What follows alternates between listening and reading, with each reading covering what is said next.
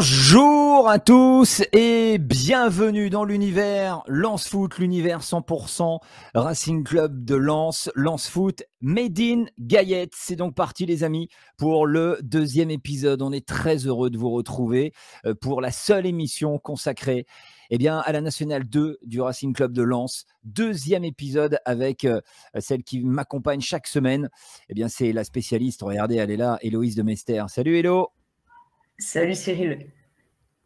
Bon, dans quelques minutes, restez bien avec nous parce que dans quelques minutes, zoom sur un joueur de cette Nationale 2 avec ses points forts, ses points faibles. Tout au long de la saison, on a décidé avec Héloïse, avec Walid Mesloub également, qui est absent cette semaine, de vous présenter ces jeunes Lensois. Cette semaine, c'est l'un des, on va dire, Hélo, on va pas donner le nom, hein, on va laisser un peu de suspense pour que les gens restent jusqu'au bout. Mais cette semaine, c'est quoi? C'est l'un des jeunes les plus talentueux? Oui, totalement. C'est celui qui est un petit peu au-dessus de la moyenne et qui montre de très très belles choses depuis ces deux matchs et puis même depuis la saison dernière. Donc, qui est-il? Vous le saurez en restant avec nous. Ça sera en fin d'épisode de ce Made in Gaillette. En attendant, on va revenir sur le match de ce week-end de la Nationale 2. Le score, malheureusement, 2-0. Deuxième journée et deuxième défaite d'affilée face à Saint-Maur-Lusitanos, l'un des favoris de la N2. Hello, une équipe lensoise fortement remaniée par rapport au premier match, avec notamment beaucoup de pros qui sont venus aider la N2. Il y avait qui est descendu en N2 là? Qui est descendu, Jonathan Varane qui a signé pro, Mohamed Sissé était là, Charles Bolly était descendu aussi pour avoir un petit peu de temps de jeu. Et puis, ils étaient déjà là au match précédent, mais Cory Séné et Yann Kembo étaient aussi présents et titulaires sur ce match. Ouais. Alors, quel était le 11 de départ face aux Lusitanos? 11 de départ, Yannick Pandor, comme toujours dans les buts pour l'instant. Une charnière composée de Cory Séné et Yann Kembo. Sur la gauche, on avait aussi Nolan Gillot, qu'on n'avait pas vu au dernier match, donc Nolan qui était là.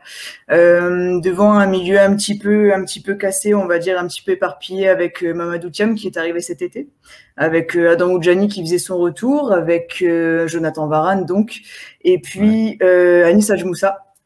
Et devant, si on peut dire ça comme ça, Charles Bolly et Mohamed Sissé qui permuttaient beaucoup justement entre côté et l'axe de cette équipe lensoise. Ouais. Alors, qu'est-ce qu'on peut penser de la descente des pros avec la N2 sur ce match? Est-ce que ça a servi? J'ai envie de dire non, avec le score de 2-0 pour les Lusitanos. Ça a servi un petit peu quand même, parce que j'ai envie de dire les Lusitanos, ça reste une équipe assez semblable en termes de foot et de physique que Fleury de la semaine passée, Fleury 91. C'est une équipe... En fait, on va dire, elle a été remaniée dans le bon sens. Je reprends ton terme, tu me disais équipe remaniée, c'est une équipe remaniée dans le bon sens où on apportait un petit peu d'expérience parce que la semaine passée, c'était une équipe relativement jeune et inexpérimentée en National 2.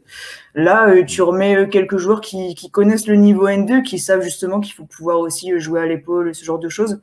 Donc oui, il y a la défaite qui est plus ou moins logique quand on voit le match et quand on voit aussi les équipes alignées. Mais un 2-0 avec des bonnes choses quand même, avec des jeunes pros qui ont apporté des très bons arguments quand même. Ouais. Tiens, quels joueurs se sont montrés au niveau pour ce match? Sort du lot, Yannick Pandor, un peu. Ouais. Pandor, une nouvelle fois, qui... sans lui, oui, tu prends plus que 2-0, c'est sûr et certain. Il t'en repousse pas mal, il t'en bloque pas mal aussi.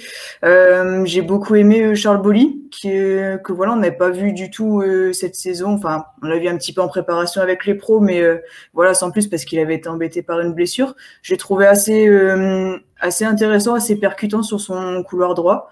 Donc voilà, pour des premières minutes en championnat, c'était vraiment pas mal. Jonathan Varane, assez précieux aussi pour distiller le jeu. Et puis Anis Hadjmoussa qui a fait beaucoup de bien aussi dans l'entrejeu, qui a amené un petit peu la touche créative, on va dire, à cette équipe. 2 défaites de suite, donc on le disait en tout début d'émission.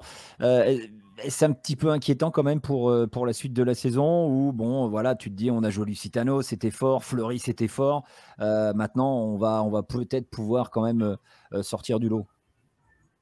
Non, vraiment pas inquiétant, vraiment pas inquiétant. Même les entraîneurs sont pas inquiets du tout. Ils savent qu'il y a du boulot. Ça, oui, ça a été annoncé depuis le début, parce que de toute façon, voilà, la réserve a perdu pas mal de monde. Alors soit parce qu'ils n'ont pas été conservés, soit parce ils ont eu d'autres challenges à les relever. Je pense notamment à Nsuso, à Enzo Daoud devant. Voilà, c'est pas inquiétant dans le sens où c'est une équipe qui doit se construire, qui doit poser ses bases aussi, qui doit se mettre à un niveau qu'elle ne connaissait pas du tout parce que soit par la plupart des jeunes jouaient en U19 ou enfin voilà, c'est pour beaucoup découvrent en fait encore pour l'instant. Donc non, pas inquiétant, d'autant plus que voilà, tu joues des équipes franciliennes qui sont des gros morceaux de championnat, hein, c'est sûr et certain. Donc non, prendre un petit peu de patience, gagner un petit peu en expérience et puis il y a pas de doute, ça va être lancé, ouais. Ouais, donc justement, j'allais te demander que faire là pour se montrer un petit peu plus solide dans le championnat.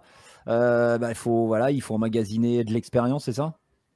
C'est ça. Et puis Johan Desmond parlait aussi de cet aspect sur la détermination. Voilà, c'est vrai que sur ce dernier match contre Saint-Maur, il manquait un petit peu de détermination dans le dernier geste parce que les occasions, elles étaient là. C'est ça qui est frustrant, c'est que les balles de contre étaient là, les occasions nettes étaient présentes, mais par contre, il manquait ce geste et puis cette fin, j'ai envie de dire, pour aller mettre ce but, c'est ce qui manquait, ouais, la détermination.